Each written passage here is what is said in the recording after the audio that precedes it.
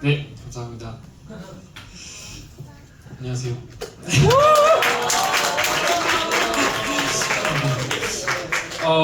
제가 계속 좀 자주 이제 성인팀 예배를 못 왔었어요. 그게 사랑과 교육부에서 요즘에 또 일이 여러 가지로 많아서 좀 자주 빠졌습니다. 너무 보고 싶었고 오늘 또 이 자리에 서게 돼서 너무 감사합니다. 오늘 우선 말씀을 같이 볼 텐데요. 말씀은 왕이 된 다윗입니다. 저희 계속 다윗 이야기 하고 있었거든요. 드디어 왕이 됐습니다. 네, 앞에 세 번역으로 앞에 보시면서 함께 읽으시면 되겠습니다. 2절이니까요. 한 목소리로 읽겠습니다. 시작! 다윗은 30살에 왕이 되어서 40년 동안 다스렸다. 그는 헤브론에서 7해 6달 동안 유다를 다스리고 예루살렘에서 33해 동안 온 이스라엘과 유다를 다스렸다. 아멘. 네, 맞습니다. 드디어 다윗이 왕이 됐습니다. 그런데 사실 저희는 지금까지의 내용이 조금이라도 기억이 난다면 좀 당황스럽고 갑작스러운 결과일 거예요. 오랜 시간 동안 다윗이 광야에서 또 다른 여러 나라를 돌아다니면서 도망자 신세를 계속해서 살아가고 있었다는 걸 우리는 알고 있잖아요. 그런데 오늘 갑자기 다윗이 왕이 되었습니다. 그리고 오늘은 다윗이 왕이 되는 과정을 한번 조금 함께 알아봤으면 좋겠는데요. 이 말씀은 사무엘하 5장에 있는 말씀이고 사무엘하 1, 2, 3, 4장 4장의 말씀에서 다윗은 왕이 됩니다. 우리는 그 왕이 되는 과정을 사무엘하 1장부터 4장까지의 내용을 통해 생각해 볼 수 있어요. 우선 제가 간략하게 그 과정을 설명드리겠습니다.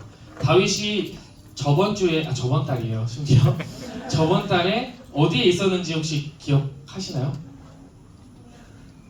너무 오래전이라 저도 기억하기 위해 그 지난 설교를 다시 봤어야 됐습니다. 다윗은 지난 달에 어디에 있었냐면 블레셋에 있었어요. 블레셋 나라로 망명에 가 있었습니다. 사울을 피해서. 그런데 다윗이 블레셋에서 어떤 가족들을 잃었다가 다시 되찾는 과정을 지난달에 들었었는데 그렇게 블레셋에서 살던 다윗에게 한 가지 소식이 들려옵니다. 어떤 소식이냐면 갑자기 사울과 요나단, 사울은 이스라엘의 왕이었죠. 사울과 그의 아들 요나단이 죽었다는 소식입니다. 사실 블레셋과 이스라엘이 전쟁을 하고 있었기 때문에 그 전쟁에서 이스라엘은 패하게 되고 사울과 요나단이 죽게 되었어요. 그래서 그 사실을 알게 된 아말렉 사람이 다윗에게 와서 사울과 요나단이 죽었다는 사실을 알려줍니다. 그러면 이스라엘은 이제 왕이 없잖아요. 그리고 사실은 다윗이 이스라엘의 다음 왕이 될 거라고 이스라엘 사람들도 모두 알고 있었습니다. 왜냐하면 이미 사무엘을 통해 기름 부음을 받았으니까요. 그런데 다윗이 사울이 없게 되자 하나님께 기도합니다. 하나님, 저 어떻게 할까요? 이스라엘로 갈까요? 라고 했을 때 하나님께서, 왜냐면 이제 다윗을 죽이려고 하는 사람이 없으니까요. 그래서 다윗은 하나님께 기도했고 하나님은 다윗에게 헤브론이라는 곳으로 가라고 합니다. 헤브론은 이스라엘에 있는 이제 도시인데요. 유다라는 지역 안에 있는 도시입니다. 한국으로 생각하면 충청남도가 이제 하나의 지역이잖아요. 그렇게 충청남도가 유다라고 한다면 그 안에 천안시가 있죠. 천안시 정도를 헤브론으로 생각하시면 될 겁니다. 어쨌든 다윗은 그렇게 헤브론으로 올라가라는 하나님의 응답을 받고 헤브론으로 가게 됩니다. 그리고 그곳에서 유다 사람들, 유다 지역의 유다 지파 사람들이 다윗을 왕으로 세웁니다. 그런데 그렇다고 해서 이스라엘 전체의 왕이 된 것은 아니었어요. 왜냐하면 이스라엘을 여전히 다스리는 사울의 아들이 있었거든요. 사울은 요나단 말고도 이스보셋이라는 아들이 있었습니다. 그리고 그 아들이 이스라엘 전체를 다스리고 있었어요. 그러니까 어떤 상황이 된 거냐면 한국으로 예를 들었을 때 충청남도에서 왕을 세운 겁니다. 다윗이 충청남도에서 왕이 된 거고, 그리고 그렇지만 여전히 한국은 서울, 부산, 대구를 포함한 다른 도시들이 포함되어 있는 한국은 여전히 왕이 사울의 아들인 이스보셋이었어요. 그래서 오늘 여기 그 말씀을 한번 제가 함께 보겠는데요. 제가 설명드린 상황입니다. 제가 읽어드릴게요. 사울의 아들 이스보셋은 이스라엘 왕이 될 때에 40살이었다. 그는 2해 동안, 2년 동안 다스렸다. 유다 족속은 다윗을 따랐는데 다윗이 유다 족속의 왕으로 헤브론에서 다스린 기간은 7해 6달이다. 방금 말씀드린 내용입니다. 그래서 다윗은 7년 동안 유다의 왕이었고 이스보셋은 이스라엘에서 2해 동안 왕이었던 겁니다. 그런데 또 이상한 일이 발생합니다. 다윗이 헤브론에서 유다를 다스리고 있었는데 갑자기 또 소식이 들려와요. 어떤 소식이냐면 이스보셋이 죽었다는 소식입니다. 이스라엘에 어떤 일이 있었냐면요. 이스라엘의 군대 장관이 갑자기 죽게 됩니다. 이스라엘의 군대 장관이 죽게 돼서 그 나라는 혼란에 빠져요. 혼란에 빠진 이스라엘에서 이제 이스보셋은 어느 날 낮잠을 자고 있었는데 그 이스라엘의 군인 2명이 낮잠을 자고 있는 이스보셋의 침실로 들어가 이스보셋을 죽입니다. 그리고 다윗에게 오죠. 다윗에게 와서 소식을 전해요. 우리가 이스보셋을 죽였습니다. 그래서 이제는 이스라엘의 왕이 없어요 라고 다윗에게 또 그 소식이 들려오게 됩니다. 결국 다윗은 어떻게 됐을까요? 이스라엘 전체의 왕이 됩니다. 그 사실을 한 번 더 말씀을 통해 보겠습니다. 제가 또 읽어드릴게요. 그리하여 이스라엘의 모든 장로가 헤브론으로 왕을 찾아오니, 이 왕은 다윗 왕이겠죠.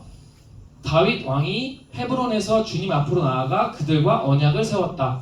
그리고 그들은 다윗에게 기름을 부어서 이스라엘의 왕으로 삼았다. 결국 다윗은 이스라엘의 왕이 됩니다. 자, 이 과정을 생각해보면 다윗이 아무것도 한 게 없습니다. 다윗은 그저 블레셋에 있었을 뿐인데 갑자기 이스라엘의 왕이 죽었고요. 그리고 이제는 유다에 있었는데 갑자기 또 이스라엘의 왕이 죽었습니다. 그리고 심지어는 왕으로 다윗을 세우겠다고 장로들이 다윗에게 찾아옵니다. 다윗은 가만히 있는데 왕이 됐어요. 사실은 이 사실이 우리 지금에서야 그랬구나 생각할 수 있지만 다윗이 이전에 어떤 인생을 살았는지를 생각해 본다면 상당히 급작스러운 변화입니다. 아까 안개를 말씀해 주셨는데 사실 다윗은 오랜 기간 동안 광야와 어떤 나라들을 돌아다니면서 도망자의 인생을 살았잖아요. 언제 죽을지 모르고 항상 도망갈 준비를 해야 하는 그런 고통스러운 상황들을 살았어요. 사실 그 상황에서 다윗은 안개와 같은 두려움과 고통을 느꼈을 겁니다. 절대 이 문제가 해결되지 않았을 것 같았을 것이고 계속해서 이 문제가 지속될 거라는 생각이 들었을 거예요. 절대로 한순간에 자기가 이렇게 왕이 될 것이라는 생각을 하지 못했을 것입니다. 이것을 보면서 우리가 한 가지 생각할 수 있는 것은 하나님이 원하시면 하나님의 때가 되면 내가 절대 해결할 수 없을 것 같았던 문제들이 한순간에 해결될 수 있다는 것입니다. 아멘. 오늘 말씀에서도 마찬가지고 이걸 보면서요. 그래서 우리의 많은 문제들이 있을 줄 압니다. 그래서 너무나 그 고난 앞에 절대 해결되지 않을 것 같다는 그 두려움 때문에 사실 우리는 더 힘들어요. 그 고난도 힘들지만 언제까지 이걸 해야 돼? 언제까지 이게 도대체 어떻게 해결해야 될지 모르겠어서 더 힘들어요. 사실은 그 마음은 이 말씀을 보면서 다시 한번 생각해 볼 필요가 있습니다.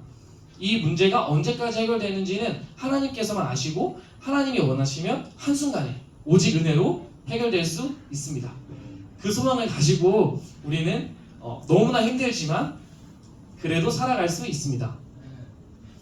그래서 우리가 지금 많은 고난들이 있지만 그 하나님께서 우리의 절대 해결될 수 없을 것 같은 이 고난들이 한순간 해결되게 하시는 은혜가 우리 모두에게 있기를 간절히 소망합니다. 네.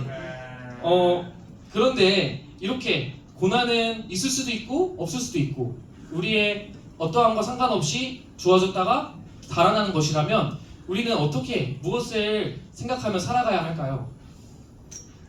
사실은 다윗이 왕이 되는 과정 속에 제가 말씀 안 드린 이야기들이 있습니다. 다윗이 좀 이상한 반응을 보여요. 우리가 이미 알고 계신 분들도 있을 텐데 사울이 죽었다고 누군가가 다윗에게 찾아왔습니다. 그리고 이스보셋이 죽었다고 찾아왔어요. 근데 그 죽였다고 하는 사람, 아니, 죽었다는 소식을 전하는 사람들이 내가 죽였다고 합니다. 사울을 죽였던 사람도 와서 내가 죽였어요. 이스보셋을 죽였던 사람들도 와서 내가 죽였어요 라고 합니다. 자, 그러면 여러분 같으면 그 사람들에게 어떻게 하시겠어요?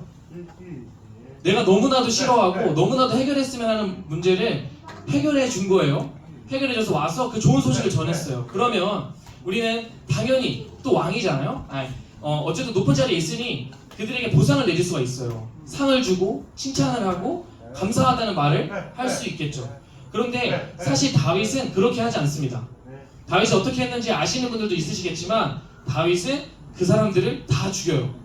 사울을 죽였다고 온 사람을 오히려 화를 내고 그 사람에게 혼을 내면서 그 사람을 죽입니다.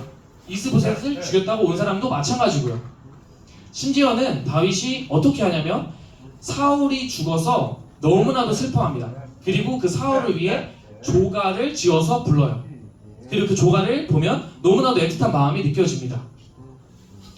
그래서 저는 일주일 동안 이 말씀을 묵상하면서 한 가지 질문이 계속해서 해결되지 않았고 궁금했어요. 무엇이었냐면 다윗은 왜 슬퍼했을까? 다윗이 왜 사울의 죽음을 슬퍼했을까입니다. 사실 제 상식으로는 이해가 되지 않거든요. 지금까지 다윗을 죽이려 했던 원수와도 같은 사람이었으니까요. 그 답을 찾기 위해 다윗이 말했던 말을 한번 함께 봤으면 좋겠습니다. 사무엘하 1장 16절인데요. 우리 함께 이 말씀을 읽었으면 좋겠습니다. 시작! 그때 다윗이 죽어가는 그를 두고 이렇게 말하였다. 내가 죽는 것은 너의 탓이다. 내가 너의 입으로 주님께서 기름을 부어서 세우신 분을 제가 죽였습니다 하고 너의 죄를 시인하였다. 아멘. 네, 조금 어려운데요. 다윗이 죽어가는 그를 두고, 죽어가는 건 그 사울을 죽였다고 찾아온 그 아말렉 사람을 지칭합니다. 아말렉 사람이 죽어가고 있는데 그 사람한테 이렇게 말하는 거예요. 너가 죽은 건 네 탓이다. 너가 기름을 부어서 세우신 분을 너가 죽였다고 너의 죄를 시인했다라고 이야기합니다. 다윗에게는 이렇게 주님께서 기름을 부어서 세우신 분이라는 게 그렇게 중요했습니다. 왜냐하면 다윗에게 사울을 죽일 수 있는 기회가 두 번이나 있었는데요. 두 번 모두 다윗은 하나님께서 기름을 부으신 분을 내가 죽일 수 없다라고 말하면서 두 번 다 사울을 죽이지 않아요. 그래서 다윗이 너무나도 힘든 상황에도 불구하고 이게 왜 그렇게 중요했을까 고민하게 됐습니다. 그러면서 제가 생각하게 된 이유는요. 사실 다윗에게 중요했던 건 하나님이었습니다. 하나님께서 어떻게 사울을 생각하시는지, 하나님께서 어떻게 사울을 대하실지, 사울을 생각하실지, 사울에게 어떤 마음을 가지실지 다윗은 알았습니다. 무슨 말이냐면 사울이 실패했어도 사울은 하나님께서 선택하신 사람이었거든요. 하나님께서 기름을 부으셨다는 건 하나님께서 하나님의 나라를 맡기고 하나님의 자녀들을 맡긴 하나님의 믿고 맡긴 하나님의 사람입니다. 그 하나님의 사람이 실패했다고 하더라도 하나님은 당연히 그 사람을 사랑하세요. 그래서 하나님께서 실패했더라도 사울을 사랑하셨기에 사울이 죽는 그것에 마음이 아프셨을 것 같아요. 그런데 다윗은 그 하나님의 마음을 알지 않았을까 생각해 봅니다.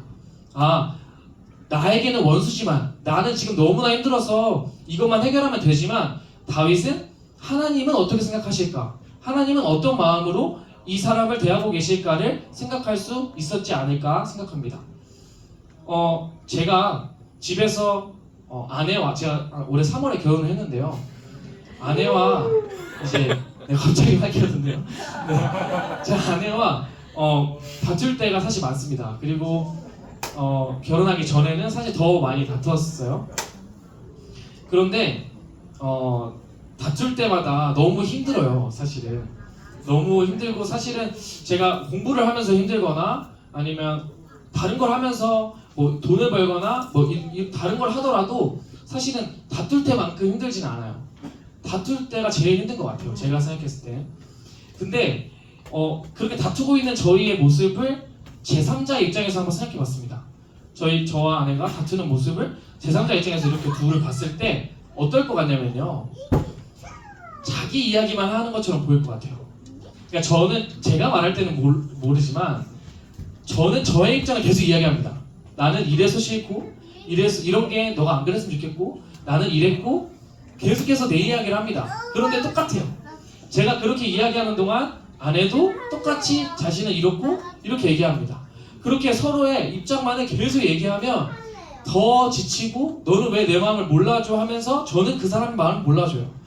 그렇게 계속해서 더 심해지다가 결국에는 해결하지 못하고 끝나버립니다. 뭐 이게 해결이 돼서 끝나는 게 아니라 됐어 이제 말하지 말자 그만해 힘들어. 근데 또 아내가 그렇게 하면 제가 또 더 하자고 하기는 하는데 그래서 더 힘들어집니다. 저는 더 힘들게 만들어요. 근데 네 어쨌든 그런 것들을 보면서 더 신기한 것은 그렇게 하다가 어떻게 문제가 해결되냐면 상대방의 입장이 어떤 것이었다라는 걸 알게 되면 해결이 됩니다. 저는 그랬어요.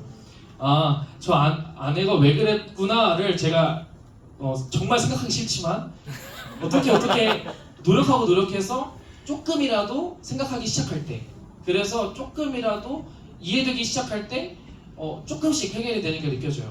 그리고 그게 결국에 그때 당시에는 너무 힘들어서 그게 잘 안 되지만 시간이 좀 더 지나서 정말 내 아내도 힘들었겠구나 라는 생각이 들고 왜 그랬는지가 더 분명하게 알게 되면 심지어는 더 사랑하게 되는 마음도 드는 것 같습니다. 정확히 더 사랑하게 돼요. 그런 것 같은 게 아니라요. 사랑한다는 건 제가 아내랑 살면서 느끼는 거지만 나를 만족시켜주기 때문에 사랑하는 것이 아니라 그 사람의 입장을 생각해 보게 되고 그 사람의 다름을 우리가 인정하게 될 때 더 깊어지는 게 사랑이 아닐까라는 생각을 그래서 해보게 됐습니다. 다윗도 마찬가지였던 것 같아요. 다윗은 하나님을 사랑했습니다. 우리도 하나님을 사랑한다고 고백하지만 하나님이 어떤 마음인지 모른다면 하나님의 입장이 어떨지 모른다면 사실은 진짜로 사랑하는 걸까? 내가 원하는 것만을 계속 얘기하는 것이 아니라 진짜로 하나님의 마음을 생각해 보는 것이 아닌데 내가 진짜 사랑하는 걸까라는 생각을 해보게 됩니다. 다윗은 자신의 삶이 너무나 힘들었어요. 그리고 심지어는 지금 자신의 삶이 잘 되고 있어요. 이전에 힘들 때와 지금 삶이 해결되고 있는 이 모든 순간에 다윗은 자신의 고통으로 인해 좌절하지 않았고요. 자신의 성공으로 인해 행복하지 않았습니다. 다윗이 관심이 있었던 건 하나님이 어떻게 느끼실까 였던 것 같아요. 이렇게 하나님을 사랑하는 다윗의 모습을 보면서 정말 다윗은 하나님의 마음을 알았구나 라는 것을 보게 됩니다. 우리도 마찬가지인 것 같아요. 하나님께서 우리를 사랑하시지만 우리도 하나님을 사랑하기 원하잖아요. 그런데 하나님의 입장이나 하나님은 어떻게 생각하실지에 대해 관심이 없을 때가 많습니다. 저도 이 말씀을 통해서 생각하게 됐듯이 우리가 함께 이제는 조금 더 하나님의 입장을 생각해보고 하나님의 마음을 알게 되기를 바랍니다. 사실 아까 말했듯이 우리 관계에서 많이 힘들잖아요. 저도 아내뿐만 아니라 또 만나는 모든 사람들과의 관계에서 어려움들이 있습니다. 그런데 그들을 사랑하기 위해 제가 노력할 때 저에게 있어서 그들을 사랑하게 될 때가 언제냐면 하나님이 그들을 어떻게 생각하실지 알게 될 때입니다. 나는 정말 저 사람이 너무 믿고 나를 너무나도 힘들게만 해서 저 사람을 왜 사랑해야 될지 모르겠는데 그것이 정말 그 사람이 아파서 그러는 것이고 그 사람이 힘들어서 그러는 것인데 그리고 하나님은 그걸 보시면서 안타까워하시고 그 사람을 사랑하시고 내가 그 사람을 사랑해주길 바라는데 라는 그 하나님의 마음을 조금이나마 알게 되고 깨닫게 됐을 때 내가 그 사람을 사랑할 수 있게 되는 것 같습니다. 그래서 우리가 하나님을 사랑하게 될 때 이것은 이웃을 사랑하는 것과 같다고 했습니다. 저는 이런 의미일까라는 생각도 들었어요. 내가 하나님을 사랑할 때 그래서 하나님의 입장을 알게 되고 하나님의 생각을 알게 될 때 내가 진짜로 이웃을 사랑할 수 있게 되지는 않을까라는 생각을 했습니다. 우리가 많은 고난의 문제들이 있잖아요. 그리고 해결됐으면 하는 삶의 많은 문제들이 있고 이해되지 않는 많은 상황들이 있고 어려운 관계들이 너무나도 많은데 우리가 이 문제들 앞에서 나의 입장에서만 계속해서 고민하고 답을 찾으면 잘 찾아지지 않는 것 같습니다. 우리가 그런 상황에서 하나님께 기도하고 하나님께 나아가서 하나님의 마음을 알게 될 때, 사실은 말씀을 통해서도 알게 되는데요, 하나님을 더 알게 될 때 하나님은 이 상황에 어떤 생각을 하실까? 하나님은 저 사람에게 어떤 마음이 있으실까를 우리가 더 깊이 알아갈 때 우리 앞에 있는 많은 문제들과 어려움 속에 살 길과 소망이 생길 수 있게 될 것이라는 기대가 생겼습니다. 네, 함께 찬양했으면 좋겠는데요. 오늘 함께 불렀던 오직 주의 사랑의 매여입니다. 우리의 많은 어려움 속에 하나님의 사랑을 기억하는 우리가 되기를 바랍니다. 그래서 하나님의 사랑으로 또 우리 이웃을 사랑하게 되는, 그래서 더 엄청난 특별한 것이 아니라 분명한 하나님의 또 뜻이 우리 함께 살아가고 함께 사랑하는 데 있음을 발견하는 우리 모두가 되었으면 좋겠습니다.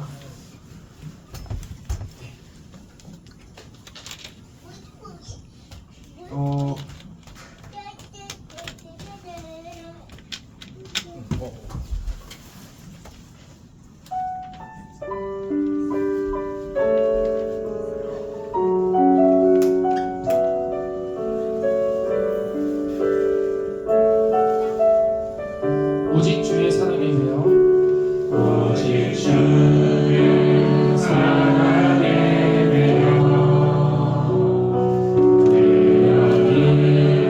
노래합니다.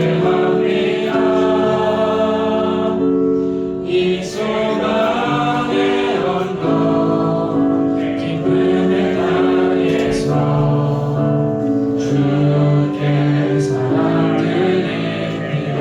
오직 주의 임재 안에, 오직 주의 임재 안에 매여 기뻐 찬양합니다. 이 소명의 언덕 거룩한 땅에서 주께 예배 드립니다. 주께서 주신 모든 은혜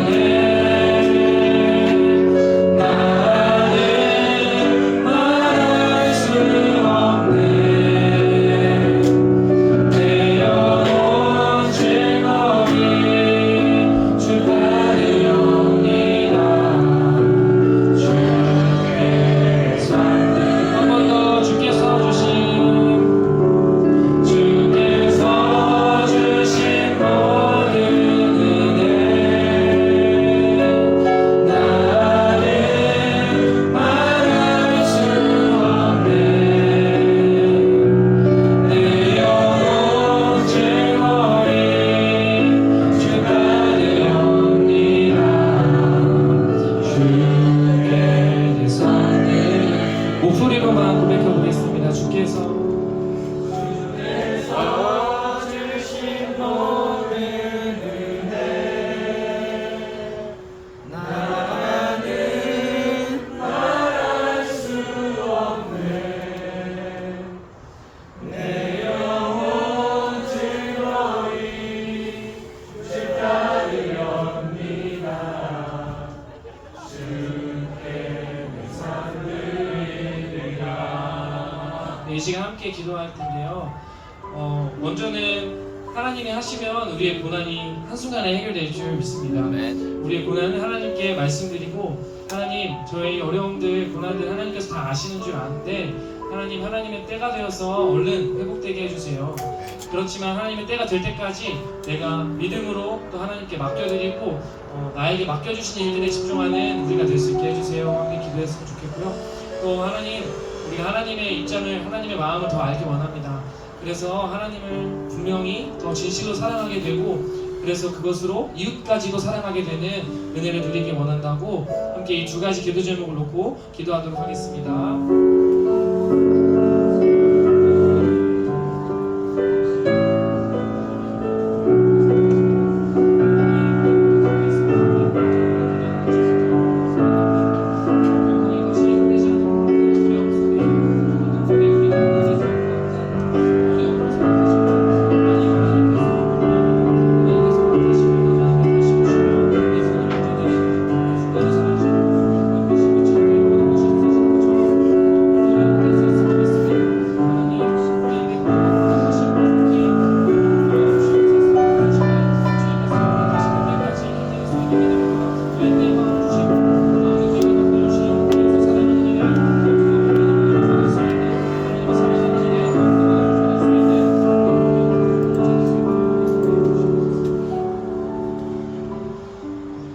아버지 감사합니다. 우리에게 귀한 말씀 주셔서 역할을 알지 못하는 우리들에게 답이 되시고 길이 되시는 은혜를 허락하시니 감사합니다. 하나님, 우리에게 많은 어려움과 고난들이 있습니다. 결코 해결되지 않을 것 같아서, 더 나아질 것 같지 않아서 절망하는 마음과 두려운 마음들이 우리의 마음을 사로잡습니다. 하나님, 우리의 연약함을 불쌍히 여겨 주시옵소서. 하나님께서 원하시면, 때가 되면 한순간에 해결하시는 하나님이심을 믿습니다. 주님, 우리가 그 하나님을 바라보며 소망 가운데 살아가는 매일의 삶 살게 해주세요. 그렇지만 우리에게 허락하신 기다림의 시간 속에 맡기신 것이 있습니다. 하나님을 사랑하는 것이고 이웃을 사랑하는 것인 줄 믿습니다. 아버지, 우리가 하나님의 마음 더 알기 원하오니 알려주시고 우리가 그 마음을 알기 위해 더욱더 힘쓸 수 있는 능력을 허락해 주세요. 그래서 하나님을 더욱 깊이 사랑하게 되고 이웃을 깊이 사랑하게 되는 우리 사랑과 공동체 될 수 있도록 주님 끝까지 인도해 주세요. 한 주간 살아갈 힘 주님께 간절히 구합니다. 주님만 우리의 주인 되어 주시고 능력 주시는 주인 되어 주시옵소서. 감사드립니다. 사랑이 많으신 우리 주 예수 그리스도 이름으로 기도드렸습니다. 아멘.